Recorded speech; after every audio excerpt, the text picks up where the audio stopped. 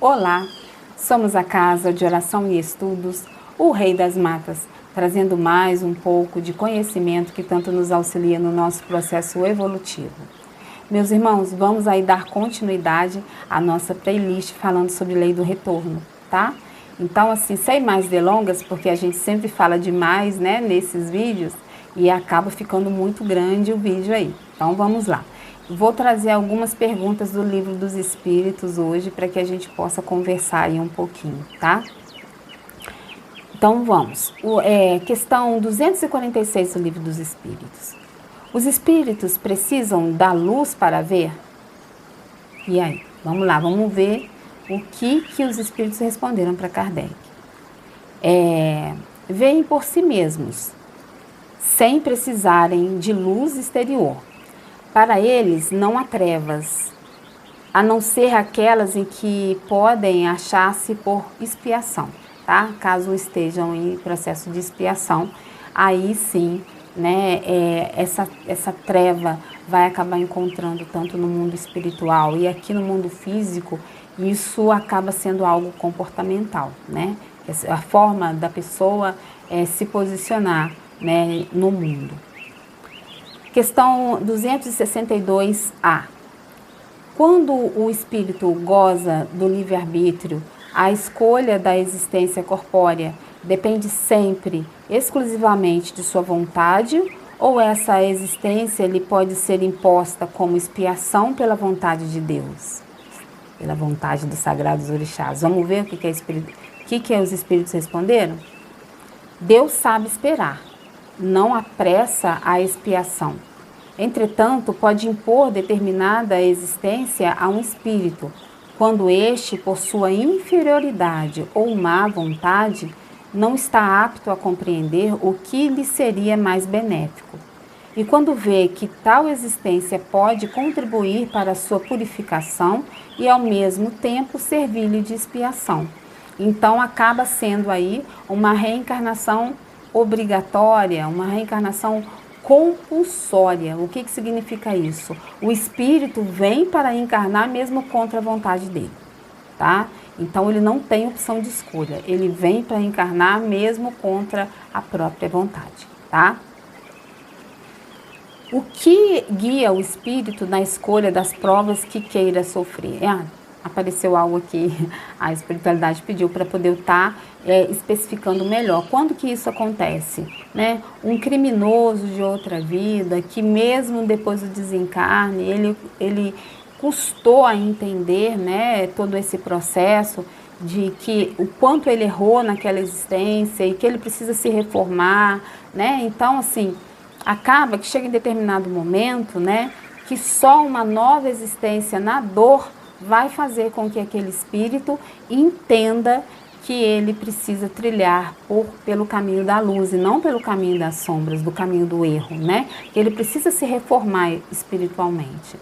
Então, aí aquele espírito vai para um planejamento encarnatório e naquele planejamento encarnatório vai ser dito ali por tudo aquilo que ele vai ter que passar, né? E aí o que acontece? Esse espírito fala, não, eu não quero ir, eu não quero ir. E aí acaba que ele tem que vir, mesmo que ele não queira, ele acaba tendo que vir para que ele aprenda, né, pela dor, já que ele não quis pelo amor, ele aprenda pela dor, né, a ser um espírito melhor, a se reformar espiritualmente, né? E algumas vezes ainda não surte efeito, então desencarne e ainda vem numa outra encarnação mais complicada ainda. Então, é por isso que existe a necessidade de se reformar, de fazer sua reforma íntima, escutar os guias espirituais, né? Dentro da religião de Umbanda, fazer suas práticas, né? Os seus rituais espirituais, tomar seu banho de erva, né? Acender sua vela para o seu anjo da guarda, acender a vela para os seus guias espirituais, procurar ser um espírito bom, que trilhe pelo caminho da luz e não pelo caminho das sombras, tá, gente? Então, vamos lá. Vamos à questão aí, 264. O que guia o espírito na escolha das provas que queira sofrer? E aí, vamos ver o que a espiritualidade responde? Ele escolhe de acordo com a natureza de suas faltas, as provas que o levem a expiá-las, e o façam progredir mais depressa. Uns, portanto, impõem a si mesmos uma vida de misérias e provações, a fim de tentarem suportá-las com coragem. Outros preferem experimentar as tentações da riqueza e do poder, muito mais perigosas, pelo abuso e mau emprego que deles se possa fazer, e pelas paixões inferiores que uns e outros desenvolvem. Outros, finalmente, querem ser provados nas lutas que terão de sustentar no contato com o vício. Mas existem aqueles que não têm opção de escolha, que vão ter que passar por aquilo porque vai ter que passar por aquilo e pronto. Não tem opção de escolha, tá? Então, assim, muito se diz, né, que a gente, no plano espiritual, pode escolher. Em determinados momentos, pode-se, mas em outros não, tá? Eu já li muitos livros contando sobre isso. Existem processos encarnatórios em que o espírito precisa passar por aquilo, mesmo contra a vontade dele, né? Mas Deus, né, nosso Pai Maior, Zambi, ele não desampara ninguém. Sempre nesses processos existe aí o auxílio, né, de outros espíritos que vão encarnar e que vão auxiliar esse espírito a passar pela sua dificuldade, né? Então, assim, é bom que a gente consiga entender essa verdade, tá, gente? Então, vamos lá. Questão 273. Um homem que pertence a uma raça civilizada poderia, por expiação, reencarnar numa raça de selvagens? Olha a pergunta de Kardec. Olha lá, gente. Vamos lá. Senti até o frio da espinha. Vamos lá, olha. Resposta dos espíritos. Sim, mas depende do gênero da expiação. Um senhor que tenha sido cruel com os seus escravos poderá, por sua vez, tornar-se escravo e sofrer os maus tratos que afligiu a outros. Aquele que exerceu o mando em certa época pode, em nova existência, obedecer aos que se curvavam ante a sua vontade. É uma expiação que Deus lhe impõe se abusou do seu poder. E a gente vê muito isso, gente, no livro Há 2000 anos e no livro 50 anos depois, tá? É ditado pelo Espírito Emmanuel, é ditado a Chico Xavier, tá? Dá uma olhada nesses dois livros maravilhosos, trazem aí um aprendizado grandioso lá da época de Jesus. Lindo, lindo, lindo, lindo, tá? Deem uma olhada, tá bom? Vamos lá, mais uma pergunta. Não, acho que dá até mais. Vamos lá. Questão 289. Nossos parentes e amigos vêm algumas vezes, vêm algumas vezes encontrar-se conosco quando deixamos a Terra? Os espíritos respondem, sim. Os espíritos vão ao encontro da alma a quem são afeiçoados. Felicitam-na como se regressasse de uma viagem, por haver escapado aos perigos da estrada, e ajudam-na a desprender-se dos laços corpóreos. É uma graça concedida aos espíritos bons, quando os seres que os amam vêm ao seu encontro, ao passo que aqueles que se acham maculado permanecem em isolamento ou só têm a rodeá-los os que lhes são semelhantes, e isso é uma punição. E, gente, vamos conversar sobre isso. Eu acho que agora a gente vai delongar um pouquinho de tempo nessa questão. Então, vejam bem, uma pessoa que desencarnou, naturalmente, né, por uma enfermidade, foi algo natural que já estava planejado, né, quando ela veio para reencarnar, isso foi planejado no plano espiritual, que ela teria essa enfermidade, né, e aí aconteceu, e ela teve, dessa enfermidade ela iria desencarnar. Ótimo, desencarnou, teve fé, teve equilíbrio, aproveitou a vida no tempo que foi possível, de acordo com as leis divinas. Ótimo. Vem um parente já desencarnado, né, um familiar desencarnado, para recebê-lo aqui na Terra, né, ou então do lado de lá da vida, na dimensão espiritual. Ótimo, né? Agora vamos supor que se essa mesma pessoa teve esse planejamento para ter essa enfermidade, e quando a enfermidade aconteceu, ela se revoltou. Se revoltou e aí não lutou pela vida, né? Se revoltou com Deus, né? Acabou desistindo, né, de viver, né, e se entregou à enfermidade. É um suicídio involuntário, principalmente se ela causou o próprio desencarne, né? Mas vamos dizer que tenha sido só apenas maus tratos consigo mesmo. Então, ela pode ser considerada um suicida involuntário, né? E aí, o que acontece? Chega do lado de lá, vai demorar mais tempo para ver o seu familiar. O seu familiar tem notícia, né? O familiar dele tem notícia sobre como ele está, né? Mas, de acordo com a lei de causa e efeito, a lei do retorno que também está atuando nesse processo, né? Por conta dele não ter vivido bem seus últimos dias na Terra, os seus momentos em que ele saberia que iria desencarnar, ou então que ele deveria ter lutado pela vida, porque senão ele poderia até ganhar mais algum tempo, ganhar uma precatória, e ele não fez nada, ele se revoltou com Deus e ainda desistiu. Já que Deus não quer me ajudar, eu não quero saber de mais nada. Aí esse vai ter dificuldade de encontrar o seu familiar do lado de lá. Durante algum tempo não vai lhe ser permitido isso, tá? Agora vamos supor que essa pessoa tenha tentado contra a própria vida, né? Ela sabia que ia adoecer, né? Veio aí o diagnóstico de uma doença grave, né? E que teria pouco tempo de vida ou que seria muito difícil o tratamento, né? E aí a pessoa resolveu desistir, né? Então cometeu suicídio de N formas aí que a gente pode imaginar, né? E aí o que acontece? Ela vai para o Vale dos Suicidas. E aí lá no Vale dos Suicidas o sofrimento é muito grande, né? Ela vai ficar revivendo aquele momento do suicídio, dependendo da situação que ela enfrentou. Vai ficar sendo perseguido por outros espíritos, né? Vai ficar aprisionado em algum lugar, numa região umbralina, né? Onde o cordão de prata, né? Que é um fio, né? Que para aos nossos olhos de encarnados não é visível, mas quando em desdobramento do sono você pode até ver, né? O cordão de prata de algum encarnado, né? Quando você encontra com eles, né?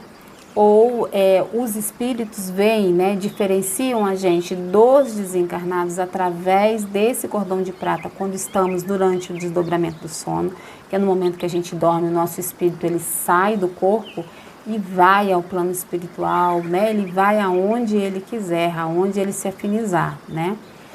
Então, esse cordão de prata, ele nos liga o espírito ao corpo. E ele, eu vou dizer assim bem claro, né, para as pessoas que têm dificuldade de entendimento nas falas mais complexas, né? Então, vou falar bem claro, é como se ele fosse um fio elástico. Então, vamos supor que você vá lá na China, né? O seu espírito vai lá na China e você mora no Brasil, né? Então, ele vai até lá, entendeu? Ele não tem limite. Se você for num planeta aqui próximo, se você tiver condição, né? Porque um espírito para ir num outro planeta, ele tem que ter uma condição e um auxílio espiritual para poder estar fazendo isso, né? Num planeta próximo, né? A espiritualidade pode fazer isso. E aí, ele pode ir até num outro planeta, que esse cordão de prata, ele é, elástico. Vamos falar assim bem claro, né? Então, quando a pessoa desencarna normalmente, ele é cortado pela força de Paiomulu. Paiomulu, pai do corte. Aquele que corta, né? É do trono da geração junto com mãe Iemanjá. Então, mãe Iemanjá traz a vida. Paiomulu faz o corte, né? Para que Pai Obaluaê, que encaminha os espíritos, dê caminho para esse espírito, através da força anterior aí de Mãe Ansã, que é encaminhadora dos eguns, né? Toda vez que a gente desencarna, a gente vira um egum, né? Que a gente vai ficar perdido por aí, mas a gente vira um egum. E aí, Mãe Ansã nos encaminha para o lugar aonde a gente deve ir. E Pai Obaluaê vai trabalhar na nossa transmutação, se caso isso for negativo. Então, aí a gente vai ou para uma colônia espiritual ou para um umbral. Ou então acaba ficando perdido por aqui, né? Então, o que acontece?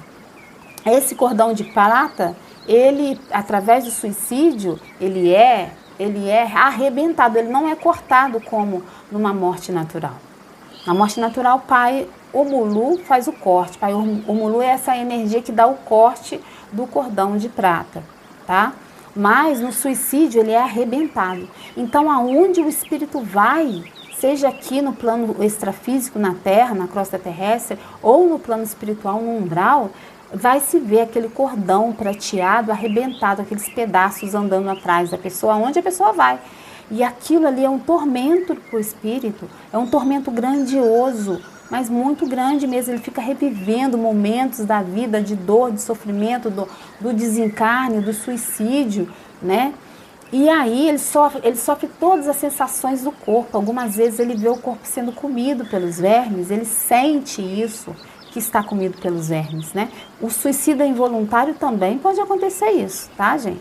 Isso é toda vez que acontece, a pessoa morre antes da época, antes do tempo, por uma doença, né, que foi causada, né, igual no caso do André Luiz do filme Nosso Lar, ele causou uma doença, ele foi um suicida involuntário, né, que ele não quis se matar, não enfiou uma faca no peito, nem pulou de um prédio, nem nada, mas ele acabava que não comia direito, passava as noitadas, bebia, fumava, entendeu? Então ele prejudicou o próprio corpo dele, foi considerado um suicida involuntário, né? Por isso que ele foi parar no Vale dos Suicidas, né? Como a gente vê muito claro aí nos filmes, para quem não gosta, né, de ler, mas vê o filme Nosso Lar, e vai sair, eu acho que esse mês, o Nosso Lar 2, se tiver oportunidade, vai ver nos cinemas, tá? Tô fazendo propaganda não, é porque é um ótimo momento para a gente aprender, tá?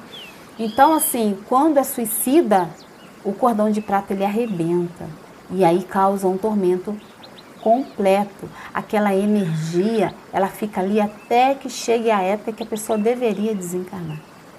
Se uma pessoa, um jovem, né, a gente tem visto muitos jovens se suicidando hoje em dia, quer por droga, por depressão, ansiedade, crise de pânico, né? Então, a gente vê os jovens desencarnando, às vezes aí com... Eu já tive notícias de criança com 12 anos, né? Pré-adolescente com 12 anos, desencarnar. E a gente ainda considera criança, né? Desencarnar por um suicídio, né? Então, você imagina, iria viver até 95 anos. Imagina esse tempo, dos 12 aos 95. Todo em sofrimento no Vale dos Suicidas. E aí lá tem a influência de mãe Nanã, decantando as imperfeições daquele espírito, mostrando para ele o quanto que ele precisa se reformar, né? Separando o que é certo do que é errado, né? Para que ele veja, que ele visualize. Vem a energia de mãe Obá, né? Trazendo a verdade para aquele espírito. E a verdade nem sempre ela é assim tranquila. Então, vem aí depois a renovação, né? Vem aí Pai Oxumaré, trazendo a renovação. E aí é quando esse espírito ele é auxiliado, né? Ele é resgatado do Vale dos Suicidas e vai para a colônia espiritual, né? Onde Maria, mãe de Jesus, é responsável, né? E por isso que é importante, eu já disse num vídeo aí há tempo atrás, por isso que é importante, às 6 horas da tarde ou da manhã, né? Ou então quando você lembrar, rezar Ave Maria, porque em algum lugar do planeta são 6 horas, né? A hora do Ângelus, que é a hora que a Legião de Maria, né, sai da colônia espiritual lá e vai ao Vale do Suicida resgatar os espíritos que já estão prontos para serem resgatados. Isso é muito bonito, isso aconteceu no filme Nosso Lar, mas o André Luiz, ele foi para a colônia espiritual Nosso Lar. Ele não foi um suicida, né, que atentou contra a própria vida, né, porque esses, eles, né, são resgatados às vezes não para ir para essa colônia, eles vão para Nosso Lar, mas eles vão para a colônia especial, né, específica, para suicidas que atentaram contra a própria vida.